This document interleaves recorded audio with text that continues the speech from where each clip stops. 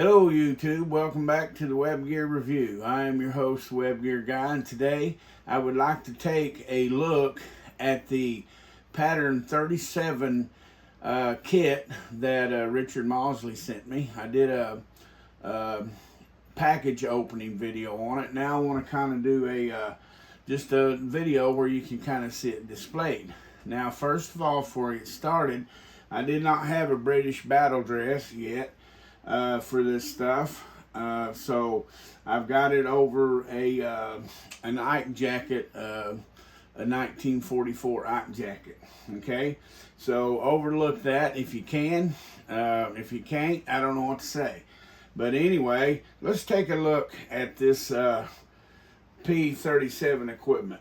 I personally think it's a pretty neat set of equipment. It's all here except for the entrenching tool set here, and I'm gonna try to find me one of those and get one for this set. But this is the set that Richard gave me, and I really do appreciate it. And what I'm going to do is I'm going to do another video at a later time on the individual components and go into them a little more. I've always wanted to do some videos on some, in fact, I think about a year ago or so, I'd made a video saying I was going to do some episodes from Web Gear around the world, and I'll eventually get to them. It just takes time, and real life gets in the way of our hobbies sometimes. But anyway, let's take a look at this. What you have here is you've got these here, I believe these are called basic pouches. They're two large ammo pouches. Each man would carry these for extra magazines for the platoon brand light machine gun, as well as their own ammunition. Okay, these, the way I understand it, were carried on unchanged till the 1990s. Okay, the cross shoulder straps, which you can't hardly see them, but it would be these here, right here. They came in three different sizes. There was normal, small, normal, and large, and I mean long, and these here are long, Richard told me. And so they go up, that way you can wear this gear without the backpack. These act as the shoulder straps, kind of what would compare to RM36 suspenders type, kind of hold a belt up. But these were designed so you could hang the canteens and stuff off of them, like right there.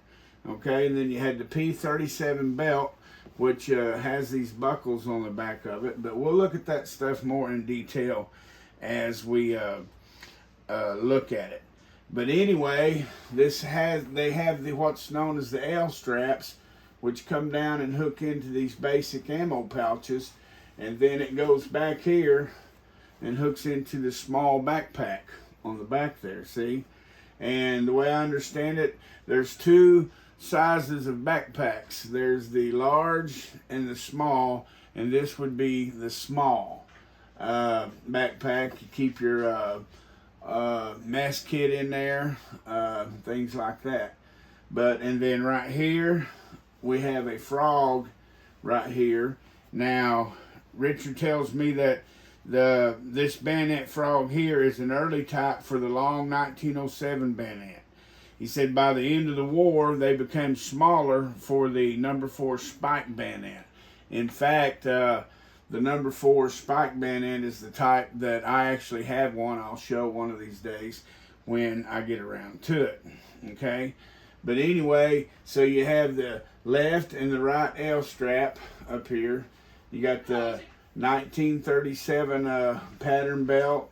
You got the ammo pouches here, and then around here you have the canteen, and the entrenching tool goes here, and this is the bayonet frog right there.